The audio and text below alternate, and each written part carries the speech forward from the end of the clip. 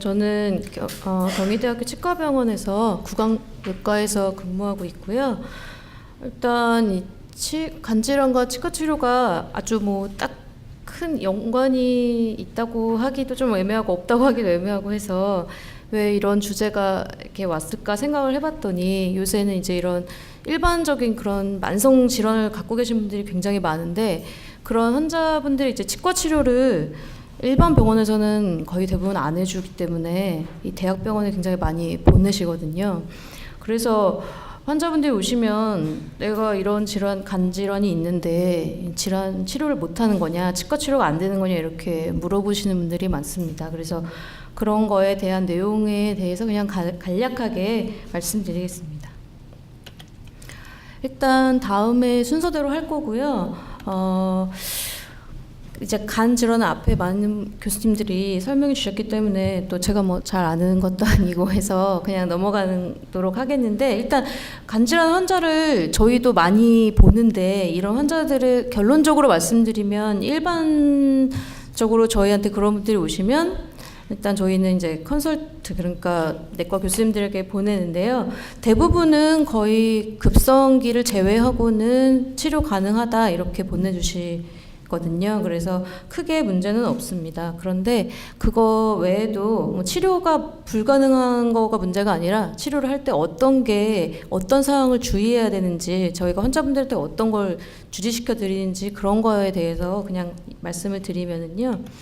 일단은 이제 간이 갖고 있는 여러 가지 역할이 있지만 그 중에서 뭐 응고인자 같은 거를, 그러니까 혈액을 잘 멎게 해주는 그런 응고인자들을 합성해주는 그런 기능들이 있는데, 따라서 이래서 급성이나 만성 간질환을 갖고 있는 분들이 치과에 오시면 사실 치과 치료가 별로 피가 안 날 것 같지만 생각보다 굉장히 많이 나기 때문에 이런 분들에 있어서 저희가 이제 많이 출혈이 된다거나 또 그런 출혈로 인한 감염 이런 것들을 이제 주의해야 하기 때문에 이런 거에 대한 내용을 이제 환자분의 병력 청취를 막 하게 되거든요. 특히 이제 급성 간염 같은 경우에는 치과 치료를 받을 수가 없으시지만 증상이 상대적으로 경미한 경우, 그러니까 가벼운 만성 간염이라든지 뭐 간경변 환자라든지 아니면 약물성 간장애 이런 분들은 치과 진료를 받으실 수가 있어요. 그런데 그런 분들이 오셨을 때 이제 아주 간단한 치료만으로도 피가 안 먹거나 또는 감염이 다른 분들에 비하면 심하게 되거나 이런 경우가 종종 있습니다. 그래서 그런 것들을 환자분들에게 저희가 주의시켜 드리고 있습니다. 일단 환자분이 오시면은 병력을 청취한 다음에 이제 내과 의사분한테 뭐 주로 약을 드시는 분이라든지 아니면 정기 검진을 하는 그런 뭐 내과 의사에게 의뢰를 하게 돼서 어떤 치료를 받고 계신지, 치료가 종결되었는지 이런 거에 대한 확인을 하고요. 그다음에 이제 완치 의무에 대해서 확인하게 되는데, 완치된 상태라면 치과 치료 위험성 거의 없다고 하시더라고요, 보통은. 그래서 통상적으로 치료 계획을 진행하고, 다 이제 바이러스성 간염인 경우에는 그러니까 원내 감염이 있을 수 있기 때문에 이제 환자분들한테 말씀드리고 그거에 대한 이제 예방을 좀 하게 됩니다. 그다음에 이제 만약에 염증성 질환인데 급성 상태일 때는 치과 치료는 금기이고요. 만약 만성에서 검사 결과가 정상이고 치료 필요성이 없으면 위험성은 낮습니다. 또 만성 상태가 됐는데 검사 결과에 이상이 있으면 위험성이 높다고 판단해서 다시 담당 내과 의사 선생님에게 보내게 됩니다. 일단 이제 치과 치료가 가능한지 여부를 살펴보면, 이렇게 이런 분들이 오시면 뭐 심한 경우에는 간 기능 검사나 간염 검사나 뭐 혈소 판수 이런 여러 가지 검사들을 미리 시행하게 돼요. 그래서 그 검사 결과에 이상이 있거나 하면은 이제 다시 여러 가지로 해야 될 게 있겠지만, 만약에 정상이라면 그냥 정상인과 똑같습니다. 그리고 그렇지 않고 이제 항원 항체가 양성이면은 주변 감염 예방에 주의해서 할 수 있고요.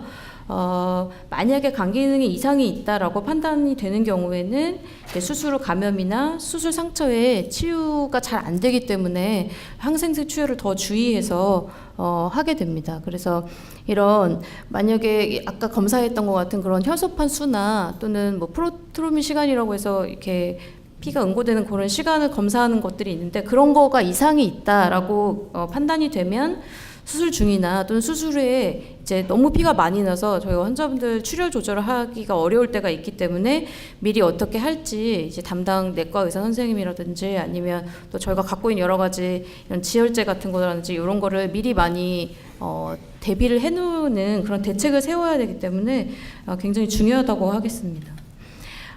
또 증상에 따라서 위험도가 다른데 이제 아까 말씀드린 것처럼 다 안정된 상태라면 크게 위험은 없고요.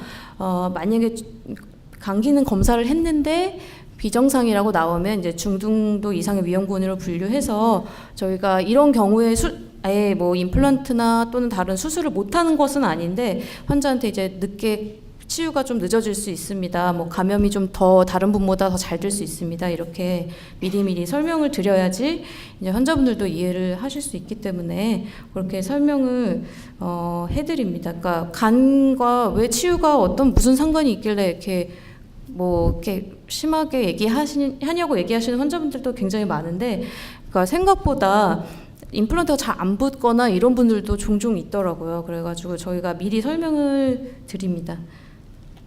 그다음에 아까 말씀드린 것처럼 만약에 결과가 비정상이고 급성기라면 고위험도이기 때문에 이때는 되도록 안 하는 것이 좋고요. 만성기일 때 만약 비정상이면 내과 의사 선생님이랑 협의해서 치료의 여부를 결정하도록 하고요. 보통은 치료해도 괜찮다고 하시긴 하더라고요. 그렇고 이제 근데 이제 아까 말씀드린 것처럼 장기적 이유가 조금 불분명하다 이렇게 미리 말씀을 드려야 된다고 그렇게 이제 환자분들이 알고 계시면 좋겠습니다. 가장 심각한 합병증은 결국에는 이제 비정상적인 출혈인데 생각보다 이런 수술 도중에 이제 피가 많이 나면 일반 병원, 그러니까 이런 대학병원 말고 일반 여러분들이 많이 다니시는 치과의원에서는 굉장히 당황을 되게 많이 하거든요. 피도 상당히 많이 납니다. 그래서 이런 경우에 그 전에, 그러니까 이럴 때 이런 일반 치과에서 왜 대학병원 보내냐고 하지 마시고, 이런 문제가 생길 수 있기 때문에 하는 거니까 잘 알고 계시면 좋겠고요. 또 여러 가지 병이 이 간 질환이 있을 때 뭐 약물의 용량이나 이런 거에도 또 주의해야 될 부분들이 있기 때문에 간에서 대사되는 약물을 되도록 주의해 주세요, 이렇게 답변을 주시는 분들도 계시더라고요. 그래서 그런 부분은 저희가 충분히 내과 의사 선생님과 합의하도록 해야 될 것 같습니다. 그래서 이제 순서도를 쭉 보시면은 이렇게 되는데요. 아까 제가 지금 말한 거를 쭉 요약해서 그냥 이제 순서도로 말씀드린 건데, 결국에는 절대 안 되는 거는 급성 염증성으로 오는 이 급성기에만 치과 치료를 보통 연기하게 되고, 그 이외의 질환에서는 거의 대부분 할 수 있습니다. 그리고 뭐 대학병원에서는 그렇지 않더라도 꼭 필요한 경우에는 하게 되거든요. 그래서 이런 여러 가지 간 질환이 있으실 때 꼭 못하는 건 아니기 때문에 담당 내과 의사 선생님이랑 잘 협의해서 할 수 있는 방법이 많이 있기 때문에 너무 걱정하지 않고 내원하셔도 될 것 같습니다.